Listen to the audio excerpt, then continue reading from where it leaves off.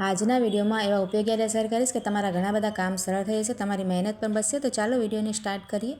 તો જો આ રીતનું જે મિક્સરનું જાર હોય છે ને, આપણે જેમાં ચટણી અને વધારે મસાલા આમાં જ પીસતા હોઈએ, આપણે ટમેટા વગેરે કે કંઈ પણ ટમેટો પ્યુરી, તો શું થાય કે તેનું ઢાંકણના આકા છે ને ઢીલા થઈ જાય, તેના આટા ના આવે સરસ, અને જે આપણે પીસીએ તેનું પાણી આપણે બહાર પણ આવે ઢોળાય, અને જે મોટર હોય ને તેમાં પણ અંદર આવે એટલે ખરાબ થાય।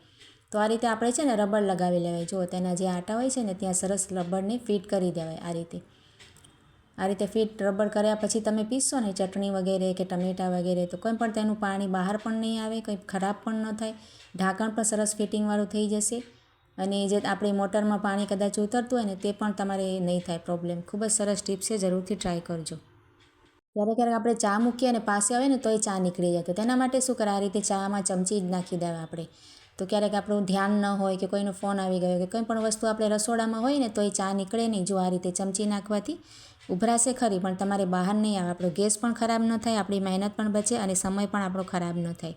તો ખૂબ જ સરસ આઈડિયા છે, ટ્રાય જરૂરથી કરજો।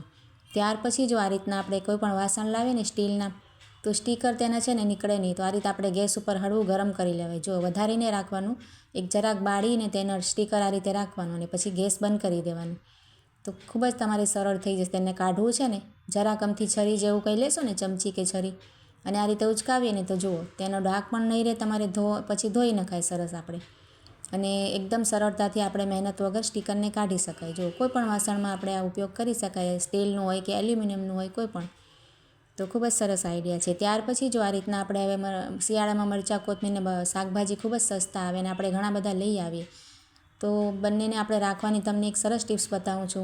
મરચાં કોથમીર હોય કે પછી કોઈ પણ શાકભાજી હોય ને, તો આપણે જે ન્યૂઝપેપર હોય કે આ રીતના કાગળ હોય ને આપણી પાસે, વ્હાઇટ કલરના ડ્રોઈંગના બાળકોના પેપર હોય ને, એ મેં લીધું છે। તમારે ન્યૂઝપેપર હોય તો તે પણ તમે લઈ શકો, તેનાથી તમારે સરસ આપણે કવર જેવું બનાવીને તૈયાર કરી શકાય। જો આ રીતે વાળવાનું, આપણે તમારે જેટલો પણ મોટો કાગળ હોય ને એ લઈ લેવાનું અને આ રીતે બંને બાજુથી વાળી દેવાનું। જો હું બતાવું છું ને વિડીયોમાં, એ રીતે આપણે વાળી ફોલ્ડ કરી લેવાનું બંને બાજુથી, અને આ રીતે થઈ જાય લાંબો ફોલ્ડ, ત્યાર પછી આપણે વચ્ચેથી વચ્ચોવચથી આ રીતે બે ભાગ તેના કરી લેવાના, ફોલ્ડ કરી લેવાનું ફરીથી, અને ત્યાર પછી આપણી પાસે સ્ટેપલર પિન તો આપણે ઘરમાં રાખીએ છીએ ને, તો તે આપણે લઈ લેવાય। જો હું તમને ખોલીને પણ બતાવું છું, એકદમ સરળ છે, બંને બાજુથી વાળવાનું અને પછી વચ્ચેથી વાળવાનું, તો કોઈને પણ આપણે બનાવતા ફાવે। જો અને ત્યાર પછી તેની બંને સાઈડ છે ને તેમાં બે પિન આપણે લગાવી દઈએ, તો એકદમ તમારે કવર જેવું આપણે બહારથી શોપિંગમાં કેમ આવતું હોય પેપરના જે કવર આવે છે ને એવું બની જશે। તો તમારે એમાં શાકભાજી સરસ રહેશે, એમાં પાણીનો ભાગ હોય ને તો તે પણ શોષી લેશે આ કાગળ છે ને, અને મરચાં ને એવું બધું જો આ રીતે આપણે રાખી શકાય, તમારે મહિના સુધી ખરાબ નહીં થાય મરચાં, અને આ રીતે કોથમીર પણ ઘણી બધી આપણે લાવ્યા હોઈએ તો બંને આપણે બનાવીને મેં રાખી દીધા છે। જો ખૂબ જ સરસ આઈડિયા છે, આ રીતે રાખીને આપણે કોઈ પણ ડબ્બામાં કે એમને પણ તમે રાખી શકો, અને આ રીતે કોઈ પણ ડબ્બો હોય જૂનું કે લંચ બોક્સ હોય બાળકોનું, આપણે ના વાપરતા હોઈએ, આ રીતે પેટીમાં આપણે રાખીને ઘણી બધી વસ્તુ આવી જાય। જો ફ્રીજમાં આપણે રાખી શકાય।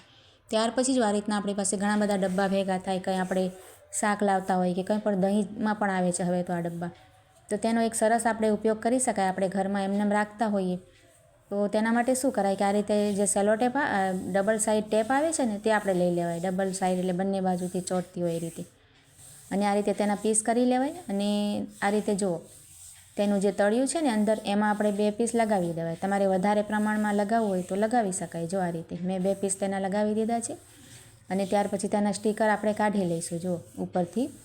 હવે ત્યાર પછી જો આ રીતના આપણી પાસે રીલ છે ને, દોરામાં આપણે સીવવા માટે રાખતા હોઈએ, ટાંકા ટેબા આપણે ઘરમાં કરતા હોઈએ કે કંઈ પણ વસ્તુ માટે, આ રીતના ઘણા બધા હોય છે આપણી પાસે અલગ અલગ કલરના, તો તેને છે ને આમાં ચોંટાડી દે। જો આપણે ટેપ લગાવી છે ને તેમાં તેનું પુઠ્ઠું છે ને તેને તમે ચોંટાડી શકો, અને આપણે જ્યારે સીવવું હોય ત્યારે આપણે તેમાંથી કાઢી પણ શકાય, ઉખડી જાય અને પાછું આપણે ચોંટી પણ જાય તે આપણે ટેપ હોય ને તેની અંદર। જો આ રીતે, તો જેટલા પણ તમારે લગાવવા હોય ને એટલી વધારે પ્રમાણમાં પણ ગોળ ફરતે લગાવી દેવાય, વધારે તમારી કોકડીઓ હોય ને રીલ, અને તેનું ઢાંકણ છે ને તેમાં આ રીતનો એક સ્પંચનો કટકો આપણે લઈ લેવાય। જો અને તેમાં છે ને ઢાંકણમાં પણ નાનો કડો આપણે ટેપનો કટકો લગાવી અને તેનું સ્ટીકર કાઢી લેવાનું, અને ત્યાર પછી જે આપણે સ્પંચ લીધો છે ને તે આપણે તેમાં લગાવી દેવાય। તો તમારે 2 ફાયદા થશે, તમારે જે સોય અને જે દોરો છે ને એક જ ડબ્બામાં બંને વસ્તુ આવી જશે। જો આ જે પોચું સ્પંચ છે ને એમાં આપણે સોય નાખી શકાય, તમારે જેટલી પણ હોય ને 3-4 સોયો, તો આ રીતે સ્પંચમાં આપણે પરોવી દેવાની, તો એકદમ સચવાઈ જશે। આપણે